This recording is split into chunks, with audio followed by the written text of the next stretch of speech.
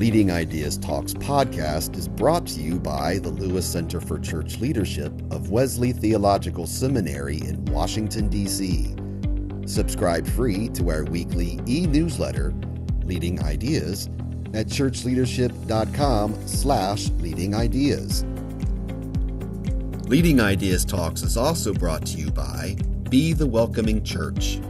With this engaging video resource, you'll learn how your church can make visitors feel truly welcome and comfortable through best practices for developing welcoming worship, church buildings, congregations, and websites.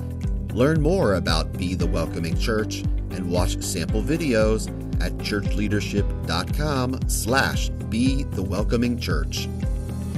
And remember to stay up to date with the latest church leadership strategies and information. Please like and subscribe to this channel and click the bell icon to get updates for new videos. How can congregations faithfully engage in ministry with Millennials and Gen Z? In this episode, Dexter Nutall shares how New Bethel Church engages these generations. The church fosters belonging, social justice, and leadership to creating welcoming and impactful community for young people. Welcome to Leading Ideas Talks, a podcast featuring thought leaders and innovative practitioners. I am Douglas Poe, the director of the Lewis Center, and your host for this talk. Joining me is Reverend Dexter Nutall, the pastor of New Bethel Church. Our focus for this podcast is connecting with Millennials and Gen Z.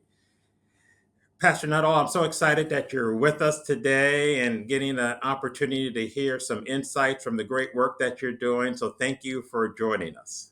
Thank you so much for having me. It's an honor to be with you. I've been looking forward to the conversation. And I want to begin the conversation just by having you share a brief description of the congregation in your ministry setting, particularly for those who are not familiar with the DC area. Absolutely. So I have the privilege of serving as pastor at New Bethel Baptist Church, which is on 9th and S Streets in Shaw, an neighborhood of Washington, D.C. called Shaw. In Northwest, Shaw is historically a freed slave encampment. And so New Bethel has been there for 124 years, always in the same place with the exception of a couple years when we moved off the corner, but stayed in the neighborhood because we were rebuilding the structure that we occupy now. And that's the only church that I have, not the only church that I've been a member of. I've been a member of other churches, but that's the church of my childhood, church I was married in, church my parents were married in. It's an exciting time to be part of the New Bethel family. Thank you for that brief description. And one of the wonderful things about New Bethel is you're near Howard University, and you've actually been very successful in connecting with the students at Howard. What are you doing to reach out to the students? The broad answer is continuing the legacy of the relationship that New Bethel has always had with Howard.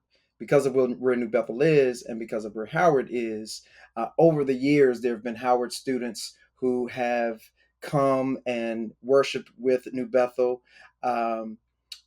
Current presidential candidate Kamala Harris attended New Bethel when she was in college at Howard University. And there's always been a relationship and based on proximity. But then there's also always been a DNA, a justice DNA, a social justice DNA that's been part of New Bethel's framework. My predecessor served in the United States Congress, Walter Fauntroy. He was part of the Free South Africa movement and was one of the original planners for the March on Washington. And so social justice has been a critical part of who New Bethel is and how it is that we've done ministry. So what I am doing is basically extending that legacy. I serve as a chaplain for Howard football, go HU Bison, and I have a daughter that attends Howard. We have several students that are from Howard, as well as faculty members. And so it's kind of been an organic evolution, if you will, to where it is that we are now. and connecting with the Howard family and considering Howard part of our mission field. And I appreciate what you've described, and you're being very kind. I know that you've had sort of an influx in the past few years of 100 to 150 younger people coming. I know they're not all from Howard, but some of them are from Howard. So, as you think about that influx of young people coming to New Bethel, do you believe that the social justice emphasis is what has been a big part of it? Or what is it that you think that you are uniquely contributing that New Bethel all of a sudden has kind of on the map for these young people? I think it's a combination of factors. Um, so I'm a native Washingtonian, and DC um, is actually very small relationally, and so I have uh, practiced law and am an alum of Howard Law School. I've been involved with local DC activities, local DC politics, um, community engagement, and I think that the historical record and the outreach that we intentionally make, um, so that we can be present, so that we can be supportive, um, based on our own experiences. And I'm not just speaking about myself, I'm speaking about the entire congregation. I think it makes New Bethel a place that is not just receptive, but inviting to young people. Um, we not simply for the sake of young people as an audience, but as a community. We have 5 generations of people at New Bethel, and so everybody brings something to the table. Everybody has something to contribute. Everybody has gifts that are important to the body, and we make room for not just participation, but even leadership for those who are of the millennial and Gen Z generation, because it makes us complete. It makes us better. Let's talk a little bit more about that leadership because I think that's a piece that often I feel like congregations miss. That congregations will often talk about, we want young people to participate, we want them to be active, but they want them to be active in a way that they're seen but not heard. And what you're doing at New Bethel is you're saying, no, no, no, we want you to be active, but we really do want you to participate in leadership. So, how have you been able to work with the other generations to open up those spaces for the millennials and Gen Z to participate in leadership? So I think um, everybody has the reality that they deal with in the season of life that they're in. And um, if we are going to be effective, I think it's important that we honor wherever it is that people are in a stage or season of their lives, understanding that there is a movement that God is making in and through them at that point in time. Um, and that requires that we honor what it is that we all bring to the table.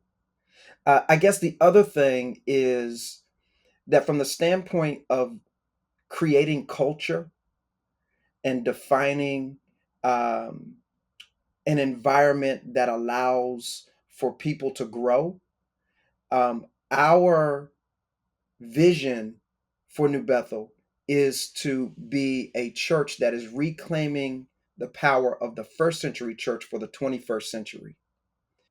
And so when we talk about what's going on in the 21st century, and biblically, that you can find that in Acts chapter 2, um, when we consider what it is that's going on in the 21st century, um, and the impact of technology, the presence of all of the challenges that we are up against, the division, the separation, the anxiety that people are experiencing, the pandemic that we've gone through, all of those realities create either a situation where we can be separated from each other and kind of go into our own holes and be protective, or we can open up to one another and hear what it is that we all have to share and all of us have to say. We've chosen the latter, and we intentionally try to create that culture, right? So that vision is supported by a mission that's real simple: belong, believe, become. And it's in that order on purpose. In churches, often you will find that people have to go through a number of different hoops, I'll say, for lack of a better term, before they'll be received, before they'll be accepted, before they can serve in a ministry, certainly before they can have anything to do with leadership. And so you got to believe what we believe. You got to do it the way we've always done it. We say no, belong first. Belong. In the process of your belonging, you will interact and come to believe and develop faith and grow. And then when you do that, there's this process of becoming that all of us are in throughout the course and the series of our lives. So that's supported by our core values, which we want to be lived out and we want people to experience when they experience New Bethel. And I think that that's created a soil where people can grow.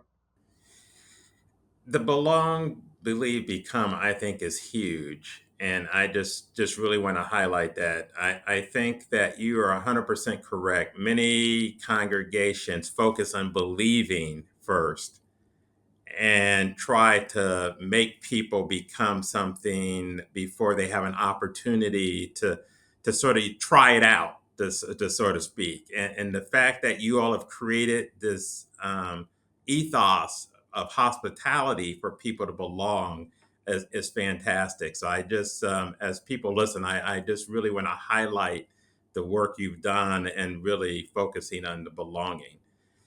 I want to get into a couple of the sort of creative things you all are doing, and one of those is that you actually understand that many young people don't drive. We all take it for granted. 16, you start driving, but particularly in the DC area, many young people don't drive. So you actually pay for ride shares for those needing it so they can get to and from the congregation. So, how did you come up with this idea? And let me just ask the honest question: isn't that expensive?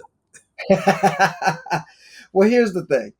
Um, if you want people to engage with you, you have to make your space accessible.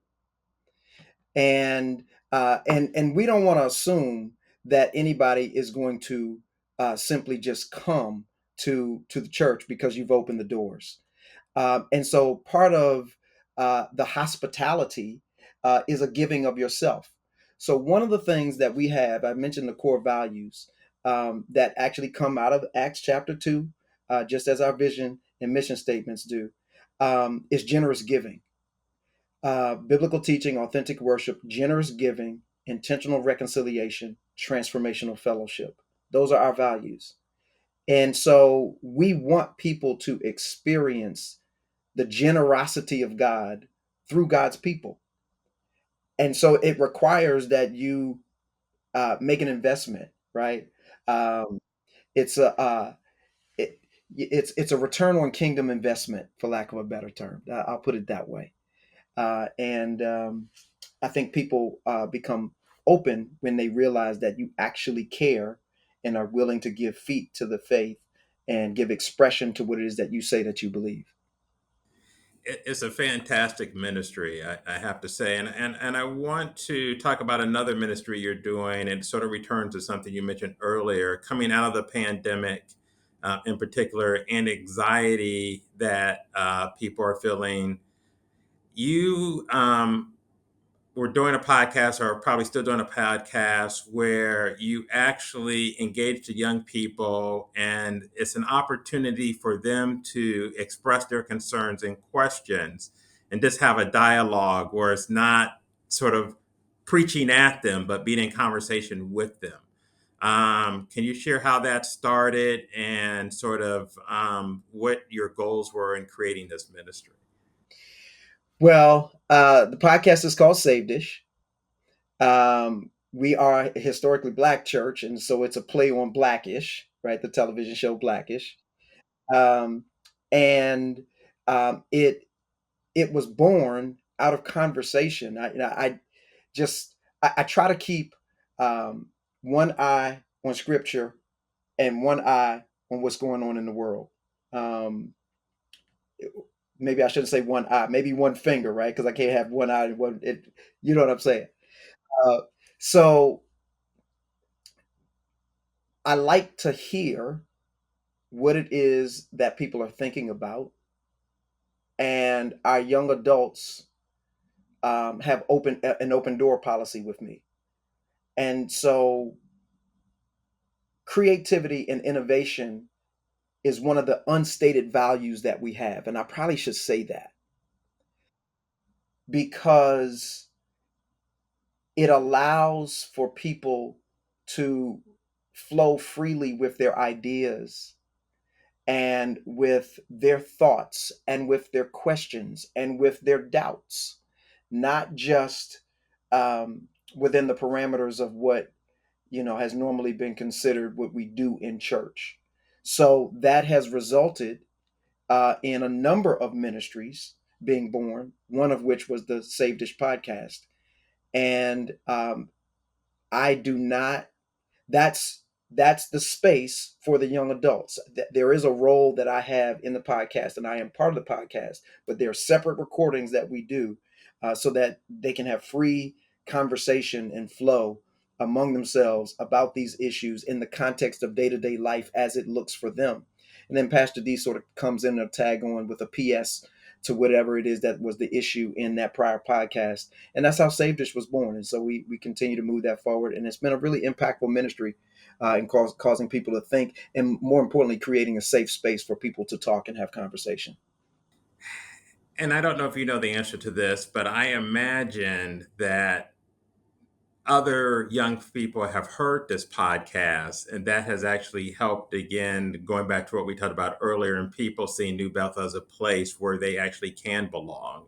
Is that a fair statement? Absolutely, 100%. So many times there are conversations that are not to be had. It's almost like, um, you are to be seen and not heard. It's almost like sitting the kids at the little table at the holiday dinner over on the side while the adults sit at the big table and talk about big people things.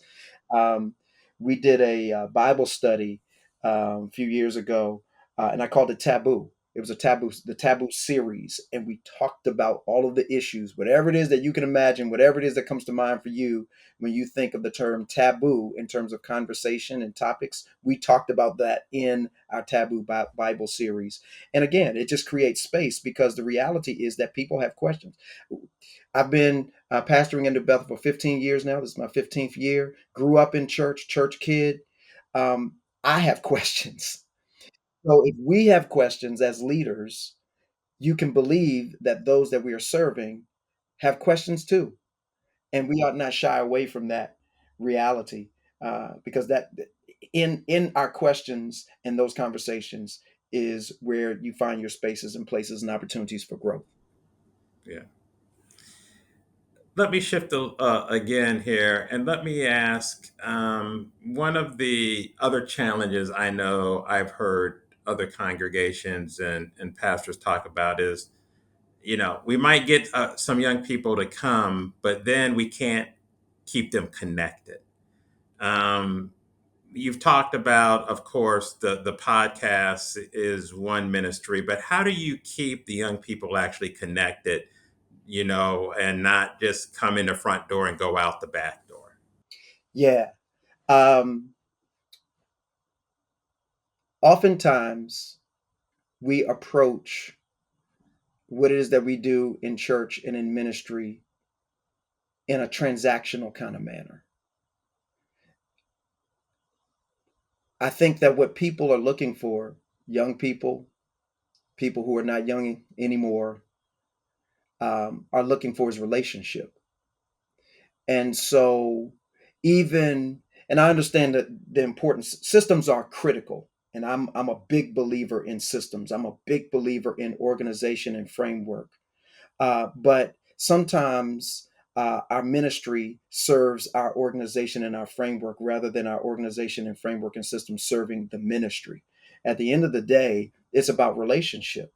And so what I see, what I envision when I read scripture, and we talk about Sermon on the Mount, or we talk about any of the interactions that I see Jesus having with people, they're conversations.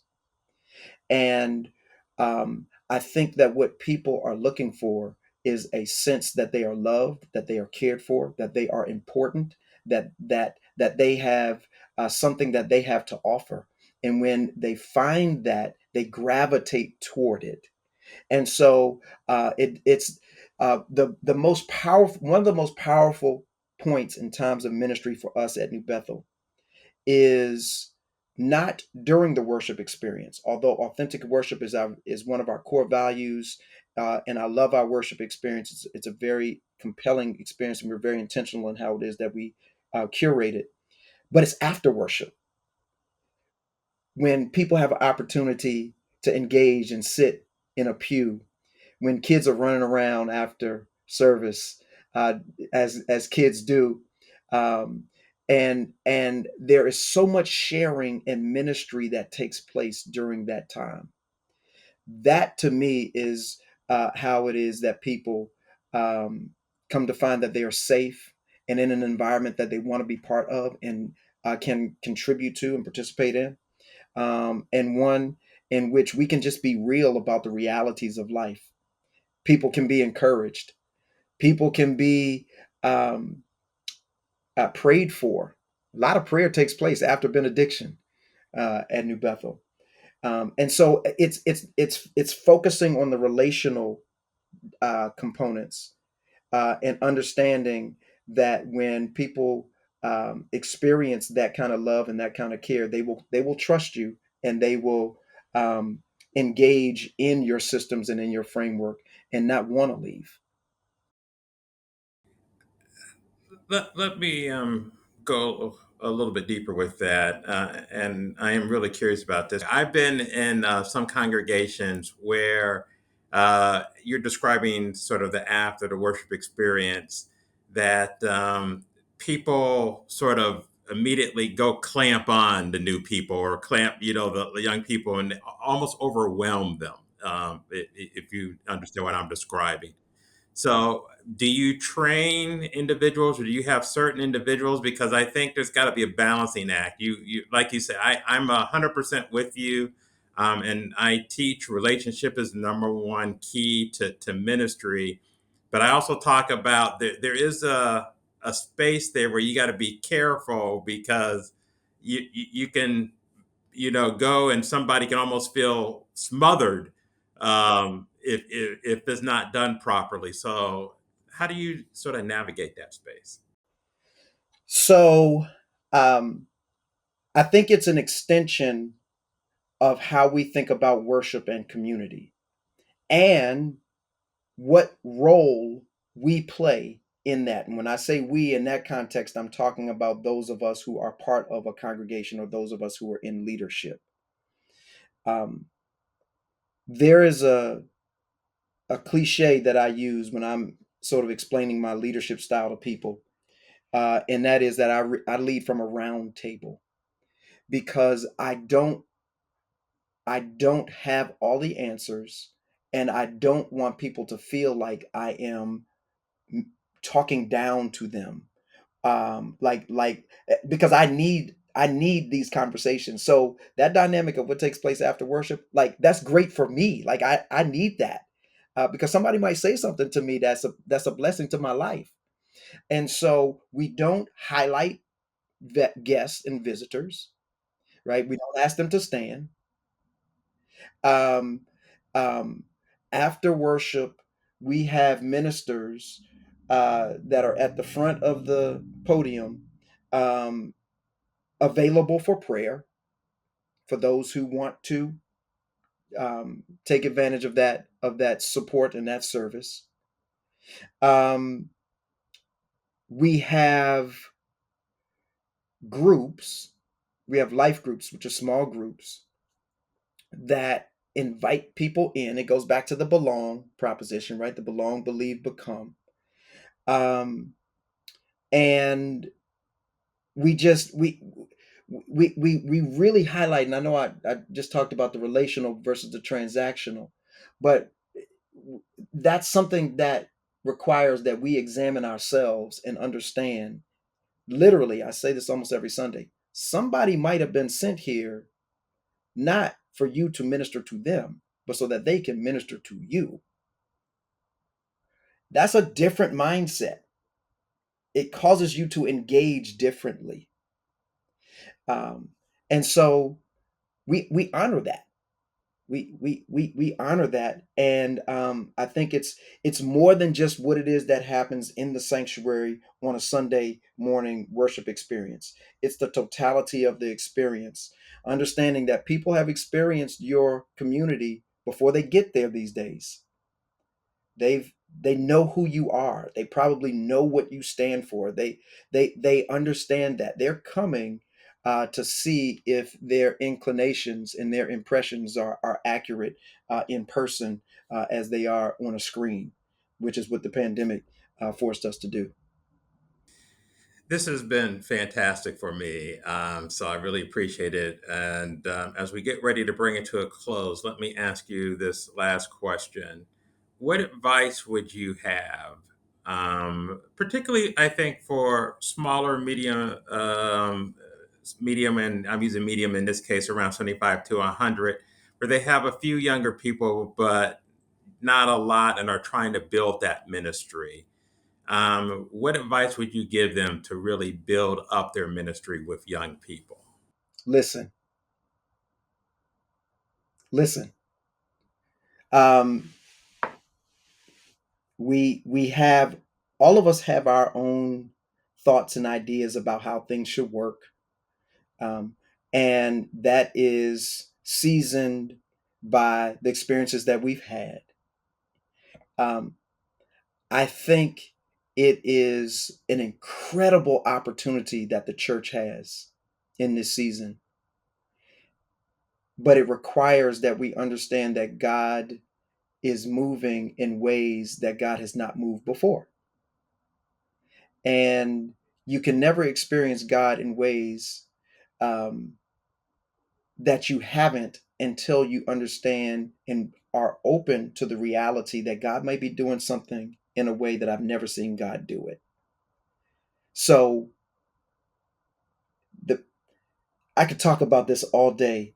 The pandemic, one of the things that the pandemic revealed to us, and is true of the younger generation, is that they are exposed to more, faster, sooner, earlier in life. If God is as big as we say that God is, God has to be in that. God has to be in those spaces, even if I have not been. So let me listen to hear what it is that those who are in that space and for whom those things are a reality have to say. And let's talk then about how it is that we can bring that into the context of a mission that's bigger than what it is that we do, how it is that we have always done it. Because God is still saving, God is still healing, God is still moving, God is still God. And so my answer to that question would be listen. Well, thank you so much. This has been wonderful. And I know that there will be many who will really find this valuable as they think about doing ministry. I'm excited about it. Thank you so much. It's been great to chat with you. I'm looking forward to the future. Thanks for joining us for Leading Ideas Talks. Please like and subscribe to this channel and click the bell icon to get updates for new videos.